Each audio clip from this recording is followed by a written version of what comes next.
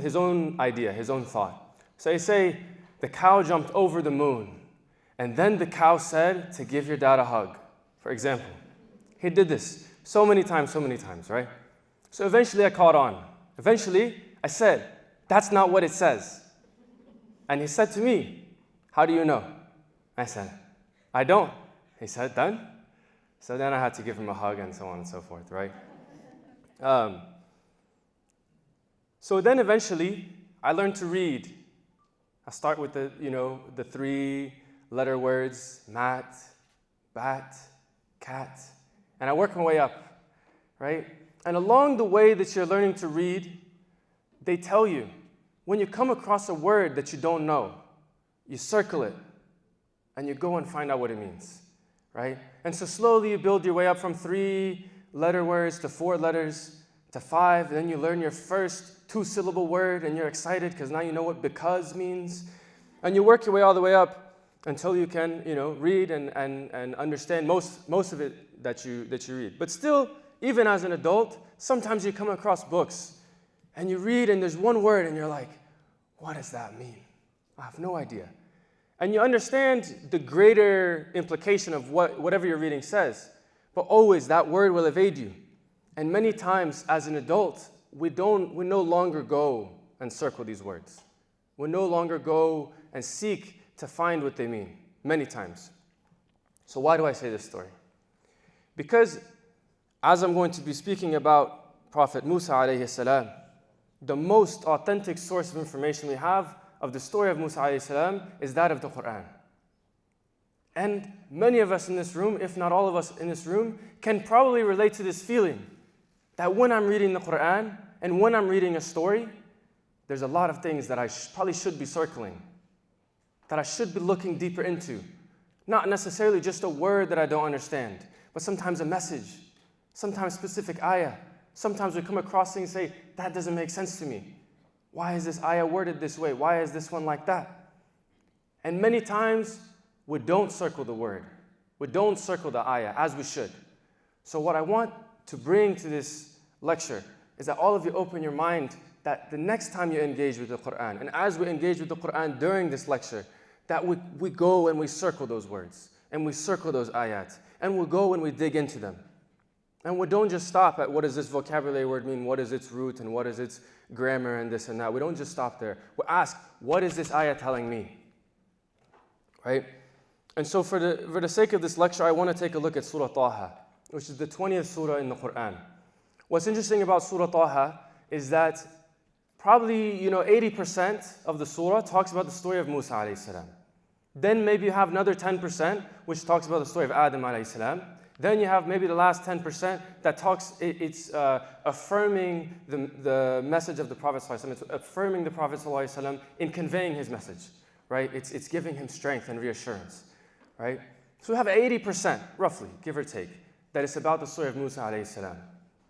But what's amazing about Surah Taha is that this is the surah that Umar ibn al-Khattab radiallahu ta'ala anhu read, and what did he say? I want to embrace Islam. This is the surah. So what does that say? It means that more than likely, the ayat that Umar read are relating to Musa. They're not ayat that say, oh Umar, yeah, I'm looking at you, come to Islam. It's not just say that, it's talking about Musa, most likely, right? And so, what does that tell us about Umar ibn al-Khattab radiallahu ta'ala anhu? It tells us that he was engaged with the Quran. He understood that while this is a story of Musa, while these ayat are about Musa and his story and his people and Fir'aun, it's about all of this. Who does it apply to? It applies to me directly. And he understood it so quick that he immediately went to the Prophet ﷺ and accepted Islam. Right? And so Surah Taha is a Meccan surah. Right? There are surahs that are revealed in Medina, there are surahs that are revealed in Mecca. One of the major difference that you will find is most of the things that are talked about in the surahs that are revealed in Mecca is that they talk about big picture stuff. They're trying to make you understand what the akhirah is, make you believe in the akhirah, make you understand what the angels are, make you understand what tawheed is. So it has these big, big implications, right? And so the fact that he understood immediately that not only this is somebody else's story, but this is speaking to something extremely important, is something that we ought to pay attention to, right? So I go through a little bit, some of the examples and some of the ayahs that we see in Surah Taha, right? So the story begins in roughly ayah 10, where Musa alayhi salam sees the fire, right? He sees the fire and he goes to check it out. So when we hear this ayah, we hear this in, just a regular book that we're reading, we understand, okay, he went to the fire. But when we come to the Quran, we have to understand that every ayah is there for a reason. There's not a single ayah that you can pull from the Quran and say that it delivers the same thing. You have to give every single one its weight. So we ask the question, why does Musa have to go somewhere to see the fire? Why can't the fire just be right outside his house? Why can't that bush catch fire, right? And so we have to ask the question, and maybe, perhaps, we can draw the conclusion, perhaps, that maybe there's a lot of value in seeking Allah subhanahu wa ta'ala alone. Maybe it's extremely important for our relationship with Allah subhanahu wa ta'ala that we have some portion of our ibadah be on our own, not be in the front of other people, be in the face of other people, right? Maybe. It could be an implication, right? And so Musa alayhi salam, he arrives, and Allah subhanahu wa ta'ala says to him, he says, إِنَّنِي أَنَا رَبُّكَ فَاخْلَعْ نَعْلَيْكَ إِنَّكَ بِالْوَادِ الْمُقَدَّسِ طُوًى. He says something very interesting. He says, I am your Lord. Remove your sandals. Remove your shoes. Verily, you are in the valley of Tuwa. Why remove his shoes? This is another word that we have to circle, right? Many times we engage in the Quran, we find and we read it and we go, and keep going. But I want to pause. Why is it that he removes his sandals here? So Al-Ghazali has a suggestion that these sandals in here means the dunya, and not only the dunya, the akhirah as well. Meaning what? That when you face Allah subhanahu wa ta'ala, it has to be with the purest form of sincerity. You cannot face Allah subhanahu wa ta'ala seeking the akhirah. That's something other than Allah, right? Even though we are encouraged to seek Jannah, of course. But in this moment here, when Musa alayhi salam removes his sandals, Imam Ghazali suggests that perhaps these sandals means not only everything in the dunya, all of our relationships and all of what we care about and all of what we think about and all of what our time goes to. We discard all of that, but we also discard whatever is for our future, whatever is our destination. I'm here for Allah subhanahu wa ta'ala and nothing else. Absolutely nothing else, right? And so we fast forward a little bit in the story where Allah subhanahu wa ta'ala asks Musa, وَمَا تِلْكَ بِيَمِينِكَ يَا Musa. He says, what is in your right hand? What's in your right hand? Mind you, Allah subhanahu wa ta'ala knows what's in his right hand. There's no confusion there. So when we see that Allah subhanahu wa ta'ala asks a question, he knows the answer. So who is the question for then? It's not because he doesn't know the answer. It's because the question is trying to point something to us. There's a question, and we are supposed to look, what is the answer? We are supposed to understand, why is this question being asked, right? And so immediately after, he asks, what's in your right hand? He says, Musa alayhi salam, this is my staff, right? I use my staff. Sometimes I lean on it. Sometimes I use it to get, leaves and other things for my sheep. I have a lot of reasons to use it. A very useful tool of mine, right? And then he's told what? To cast it away. He says, this tool that you have, cast it away. And immediately becomes a snake, right? Immediately becomes a snake. So what is this staff in here? We in modern day, we come to the Quran not with the staff in our hands. We come to campus not with the staff in our hands. Maybe the only time you've seen somebody with a staff is when you go on the MSA hiking trips and somebody finds a stick, We used to do that in my day. So we don't have a staff. But it has to mean something to us, right? And so perhaps that this staff that Musa alayhi salam relies upon, that he needs, it's a tool that he needs, necessary, is showing some amount of reliance on other than Allah subhanahu wa ta'ala. Perhaps, right? Perhaps that this same thing that he's relying on, that he used as a tool, that otherwise you would say In terms of all, if you look at it from a dunya perspective, every single time you would say, what? It's useful, it's helpful. Why on earth would I discard it? That same thing, that same reliance upon the dunya is what? A snake. Which the snake is always the epitome of deceit. When you say somebody went behind your back, you say somebody is what? They're a snake, right? And so, immediately, then what, continue the story. What happens after the snake? Then what? His right hand becomes light. As soon as he realized that this thing he's been relying on the whole time is a snake, and it should not be trusted. He can use it. It still returns to the staff. He can use it, but he knows what it is. He knows this is not getting me to my akhirah. I can use it, but he knows what it is. In that exact moment, his hand becomes what? Light. Pure light. They say light as bright as the sun, right? Incredibly bright light. So what if we take that to our own lives and we say, what are the things that I'm relying upon? And we see them for what they really are. For what they really are. For what they really bring us. Do they bring us closer to Allah subhanahu wa ta'ala? Do they make us do our salah as soon as it comes in? Or do they make us do our salah a little bit later? Right before the other one comes in. Right? And once we realize these things, then we can begin to become enlightened people. Just as Musa alayhi salam did. Right? And so these are few examples, right? Where we read the Quran and we come across something that's interesting. We come across something that doesn't make sense to me. I don't understand. What do we do with it? We take our pencil and we circle it. And mind you, unlike my children's books, where I circle a word and then I can just go and Google the meaning and almost immediately understand what it means. We don't have that same access with the Quran. The Quran is not the same.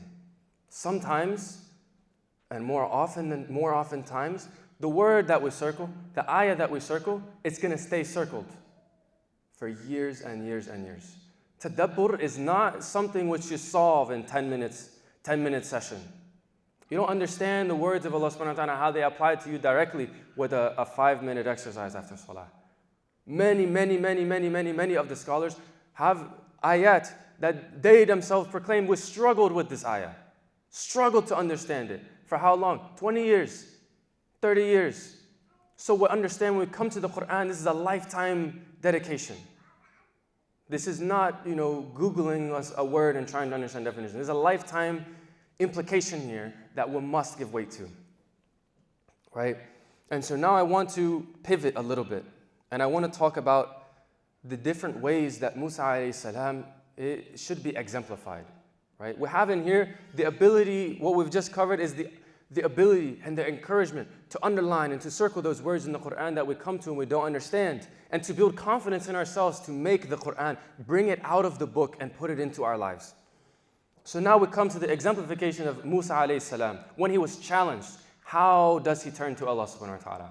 Right? This is one of the beauties of the examples in this topic in here about all the prophetic role models, is that we find in them examples of how to turn to Allah subhanahu wa ta'ala in times of difficulty or in times of ease.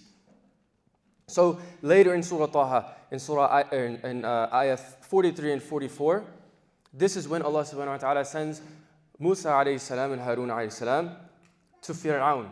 And he says, speak to them softly so he may remember or have fear. Right? Don't go at him and, ittaqillah, like some people do now, right? We go and we say it calmly and nicely. So he says to him, speak softly to Fir'aun. And Musa alayhi salam responds to Allah subhanahu wa ta'ala, and what does he say? He says, we fear he will deal hastily with us, or that he will transgress. Hastily in here, it means that, he's basically worried that he's going to get executed on the spot, essentially, right? That Fir'aun is such a, menace that he will just, I don't like what you're having to say, go ahead and put him on the execution board. So this is what he's saying to Allah subhanahu wa ta'ala, right? And so how is this an example that we can take from Musa? How can we underline this in here, right? Is that, notice it's not a dua in here. He doesn't say, oh Allah, please guarantee me that he won't execute me. He's not asking something. He's not, requesting something, what is he doing?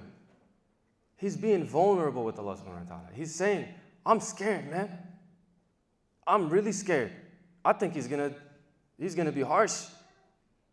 He's just telling Allah subhanahu wa ta'ala. He's investing emotionally in his relationship with Allah subhanahu wa ta'ala. He's showing vulnerability with Allah subhanahu wa ta'ala, right? And this is I hear from a lot of people that say, I don't know how to make dua.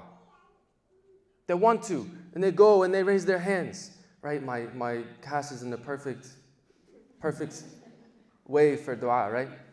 Or some do it with the open hand, but they say, I don't know how to make dua. I raise my hands and I don't have anything to say. I don't know what to say.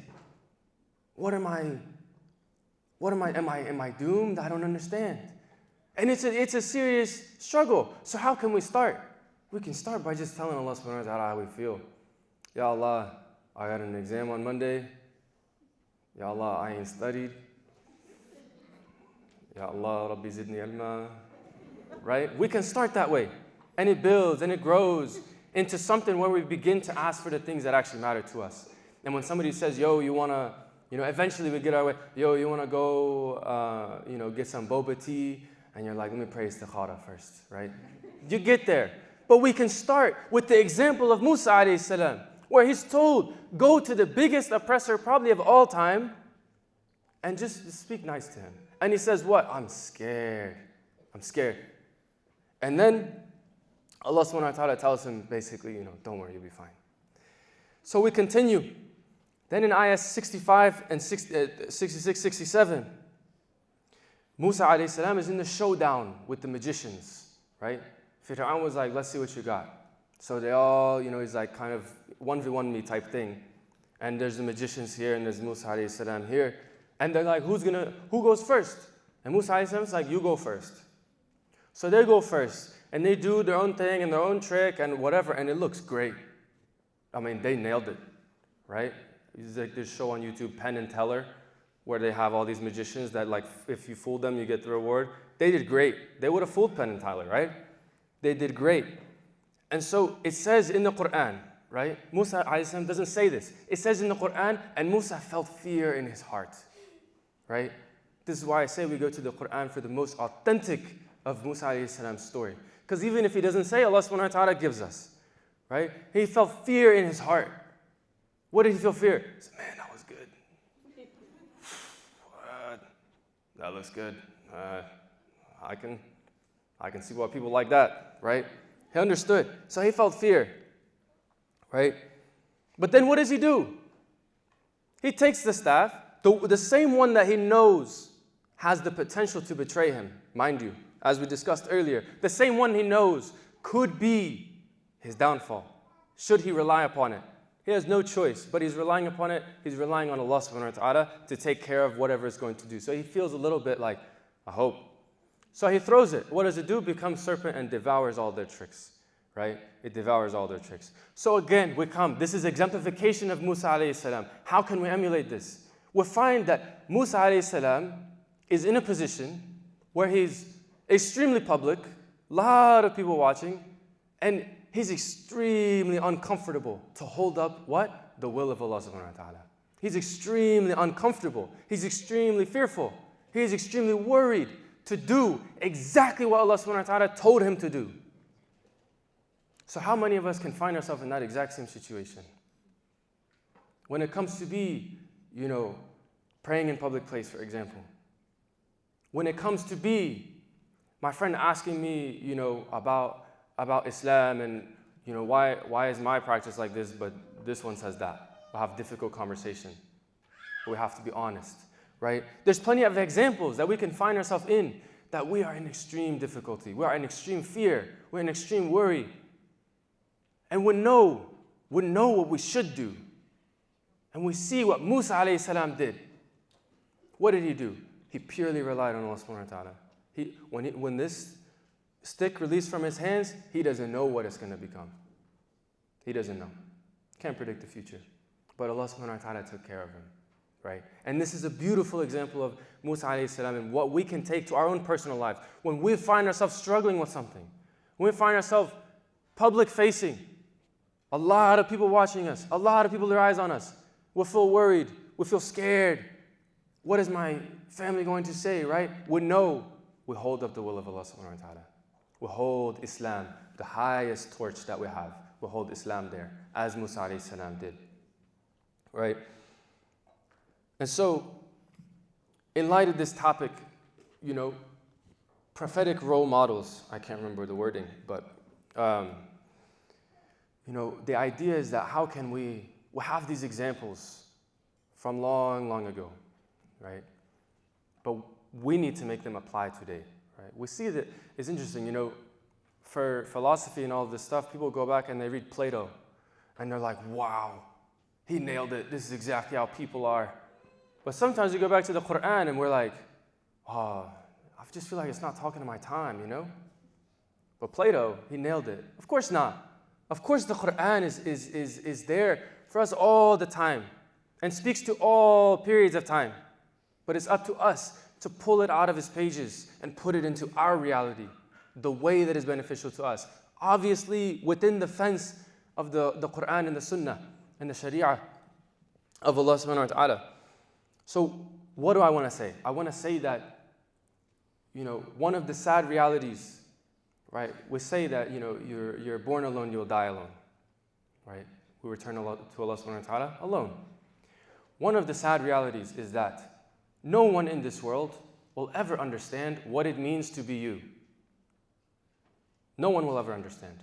You can tell them your whole childhood. You can tell them your whole week, your whole day, your whole night, your morning routine. You could tell them everything that you want. You could speak 24/7 to somebody, and they will still never know what it means to have what's going through your head go through your head. To know what pressures you're having, what impact they have on your actions. They will never know, right? And so no matter how much I explain, no one will truly ever understand me. So what does this mean? What is the implication? It means that the only person in the whole world that can open the Quran, circle those words, circle those ayat, look at the story of Musa alayhi salam, look at the story of Adam alayhi salam. The only person who can do that and go and find the meaning of those words and the meaning of those ayats in a way that brings me closer to Allah subhanahu wa ta'ala is me. I'm the only person. Nobody will do it for me. Umar Sulaiman will not do it for me. He gives great talks, but he will not do it for me. Because I'm the only one that understands my context. I'm the only one that understands my relationship with Allah subhanahu wa ta'ala, where I stand with Allah subhanahu wa ta'ala, what is my difficulties with Islam, what is my difficulties with Sharia, what is my difficulties with Aqidah, what is my difficulties with Salah. I'm the only one that will ever understand. So when we come in here and we read about the staff of Musa alayhi salam, we don't just stop and say, oh, Musa had a staff. Wow. We say, what is my staff? What is the thing in my life that I'm leaning on? That when I lean on it, it's not necessarily bringing me closer to Allah subhanahu wa ta'ala, and maybe I'm not seeing it for what it truly is. Maybe at a certain point in time, this thing will come and be a snake. This thing will come and bite me in the back. This reliance upon this thing will not be in my benefit. For each of us in that room, that thing will be different. So we have to be empowered, and we have to be motivated, and we have to be intentional about underlining that word, staff. And when I'm 15 years old, my staff is different from when I'm 20. When I'm 20, my staff is different from when I'm 25. But as long as we have that staff in the back of our mind, then what? His hand became light. That is how we enlighten ourselves, right? And so maybe bringing practicality into it, right? Maybe instead of Musa alayhi salam removing his sandals, right? I'm not going to find myself with a burning bush on the mountain with the shoes, and I'll know what to do if it does. But maybe for me it means removing my cell phone when I go to Salah. Leave my phone in the car when I go to the masjid.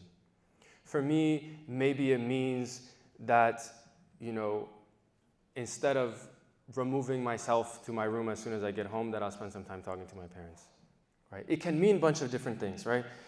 Maybe instead of it being Musa that finds Allah subhanahu wa ta'ala on a mountaintop, we don't have to go hiking, right? Instead of that, maybe it's that I find Allah subhanahu wa ta'ala alone in my qiyam.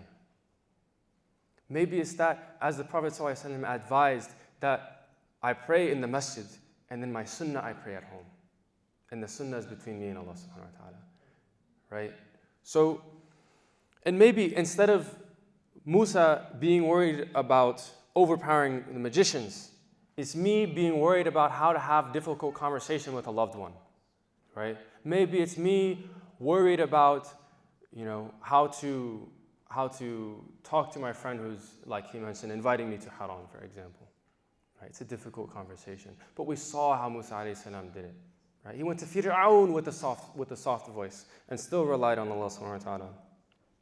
And so the list goes on, right? I could stand here forever. I probably need a couple chai, but I could stand here forever and tell you a million examples of how this can apply in our daily life. But the point is that it's up to each and every one of us in here to underline those words for ourselves. The same way that I started out not knowing the way that my dad was reading, right? I told him, I said, it's wrong. And he said, how do you know? And I said, I don't. I didn't know, right? I didn't know. But how did I grow into somebody who knew? How did I grow into somebody that understood how to read, that now I can read, some books comfortably, not all, but some, right? How did I grow there? I underlined and I circled. And though in this life and in these books that are written by human beings, it just takes a mere Google search. For each and every one of us, that will be a search.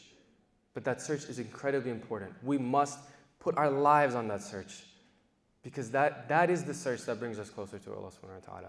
The point of the search is not necessarily to find its end point, right? The point of the question is not always to get the answer. The point of the question is to keep asking, to keep knocking on the door of Allah subhanahu wa ta'ala. That no matter where we are, we understand that I'm deficient in this way, right? We understand, but we never stop knocking the door of Allah subhanahu wa ta'ala and trying to make us into a tawabin, right? So I hope that after this we feel a little bit more encouraged to go into the Quran, go into the story of not only Musa alayhi salam, but Adam alayhi salam, Yusuf alayhi salam, Ibrahim alayhi salam, and all of them.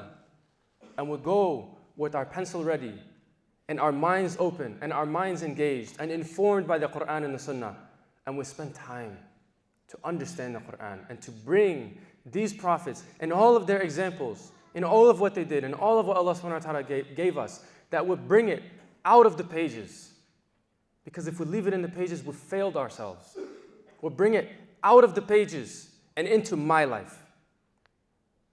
I ask Allah subhanahu wa ta'ala to make us among those who seek to understand the Quran and who always come with a pencil ready to underline. I ask Allah subhanahu wa ta'ala to make us among those who are constantly seeking Him and constantly turning towards Him.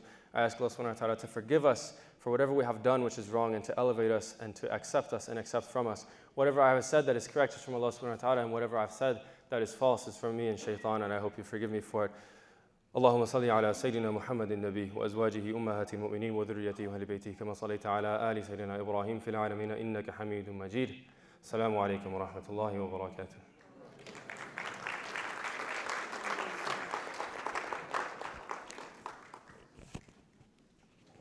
Jazakumullah khairan to both of you.